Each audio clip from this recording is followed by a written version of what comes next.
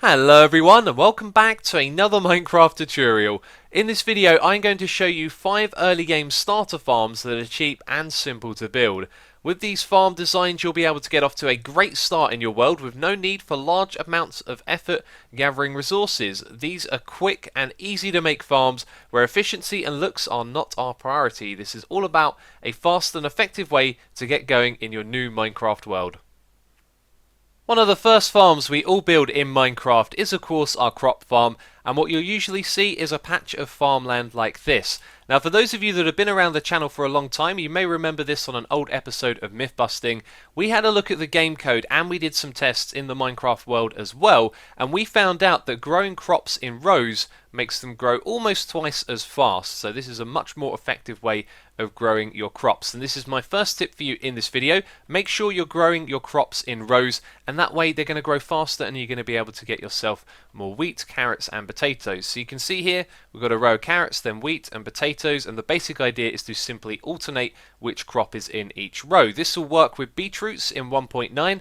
And if you don't have any of these things, let's say you've only got wheat so far, then simply leave a gap in between and have a row of wheat, then a row of nothing, and then another row of wheat. So that's my first tip for you, and now let's move on to the second one. So now you should have a healthy supply of wheat, and we can use that wheat to breed cows and get ourselves lots of food and leather as well. Now the farm that we're going to build here is really simplified, and it's kind of like some other designs that you may have seen, but it's really cheap. The only thing that's expensive, you could say, is perhaps the dispenser. So I'm going to show you how to build this. We go down by 2 blocks, we break a block here and put a dispenser facing forward, and then up here on the surface we're going to put a lever right there. Now we're going to dig down 2 blocks and just clear out this little space right here. This is all you need to do, and then we're going to place down 3 signs. We've got 1 on either side of the dispenser and 1 opposite it. And then below it we're going to put a trapdoor right here and then close the trapdoor. So for those of you that understand how the cow farms work, I probably don't need to explain it, but I will anyway. Our cows, our adult ones, are going to sit on top of this trapdoor and they're not going to be able to leave this space. And when we breed them, the baby cows will be able to pop out of here and fall down into this area down below. So this is where you're going to be able to come and kill the cows later on for their leather and food. And then back here we're just going to put in a ladder and a way back up to the surface, so the cows aren't going to be able to get out of here. So all we need to do now is put a bucket of water into the dispenser. We can go up top, and I'm going to have to lure some cows into here. So that's one of the things you'll have to do as well. But basically the cows will bob up and down when they're in this water, and then you'll be able to breed them. So the search for cows may take you a little bit of time. You could build this next to where you've already found some cows, but lucky for me, a whole bunch of them have wandered over into this area, and that's fantastic. What we have to do now is lower them down into this hole right here, which is always going to be tricky. So what I've done is set up a temporary border around the outside here, just put some water in each of the corners, and we got a fence gate here which is set to open at the moment. So now what we can do is lure all of the cows into this water, and what they're going to do is nudge each other into the hole down the bottom. Now you can see that they're not going to go in there straight away. If you give them a little bit of time though, they'll all make their way into the hole. So now that they're inside the farm, of course they're going to make a racket, and what we can do is just remove the water from up top and some of these temporary blocks that we put up here as well. There we go, and then you want to place down the lever back here and then remove the fence gate. So now that we've got the water inside the dispenser, we're going to hit this to activate it, and this is going to cause all the cows to bob up and down. Now if you haven't seen this before, the idea here is that the cows are bobbing up and down, and that means that we're going to interact with a different one each time we hold down right click with our wheat, which makes it very easy to breed them all when they're lumped into a small space together. So we can breed them like this, we can get some XP as well, and then we want to hit the lever again and stop the water, and then if we go down below you'll see that the baby cows have been separated into this area right here. So when they grow up into adults you can then kill them and harvest their meat and their leather. One thing to point out though is that I removed a ladder from here because mobs can actually climb up the ladder, so if you have one at the bottom there then they'll climb out of the farm. So make sure that you remove that one at the bottom, and there you go. That is an extremely simple little cow farm that you can build with very little resources. And I accidentally broke it. What I have for you next is a simple and effective layout for a tree farm that's going to solve both of the problems that we have with early game tree farms. Now these are usually made out of oak saplings because they're very easy to get a lot of, and you can grow them in a block like so. So you can go away, come back later, all of your trees are grown up, and then you can chop them down. Now there are 2 problems with this. First of all, if you grow them in a big patch and the trees around the outside grow, the saplings in the middle can pop off because there's no light there, and this means also mobs can spawn inside of your tree farm, which isn't good. The second problem is that these can grow into the big trees that have loads of branches, and they can end up taking quite a long time to chop down. So what I've got over here is a simple and effective little solution for both of those problems. So the first one is to have a roof. This is at the 8th block. If you have a roof above where all of your trees grow, then it means you cap their growth and they're only ever going to grow like these ones over here. So this is the 8th block. If we count down, we got 1, 2, 3, 4, 5, 6 and 7. So just count up 7 blocks, and on top of that you either want to put glass or half slabs, or basically blocks that mobs won't spawn on top of. Then down the bottom we've got a very simple layout right here. If you want to pause the video and copy that, you are welcome to do so, and this is going to solve the other problem, because wherever you place a sapling there's going to be a torch next to it, which means it's never going to pop off, and no mobs are going to spawn inside your tree farm as well. The next farm we're going to build will be based around a spawner. This is specifically for getting mob drops, so a skeleton one would probably be more preferable early game than a zombie one. So if you do happen to find a dungeon spawner, this is going to be excellent.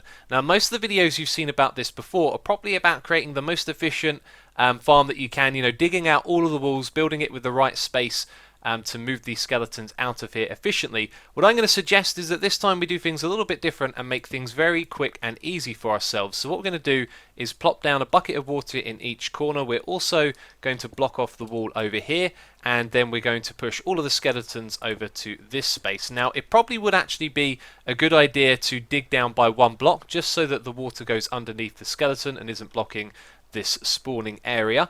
But this is going to be a very simple and effective farm. So once we push the skeletons over here, we're going to throw down another bucket of water and simply go along as far as the water does. You need to go out a reasonable distance, because the way that we're going to kill them is with sunlight. So now what we're going to do is dig all the way up to the surface. You might want to be a little bit careful with that. Maybe take the coordinates when you're down there, find a safe way up, and then dig down.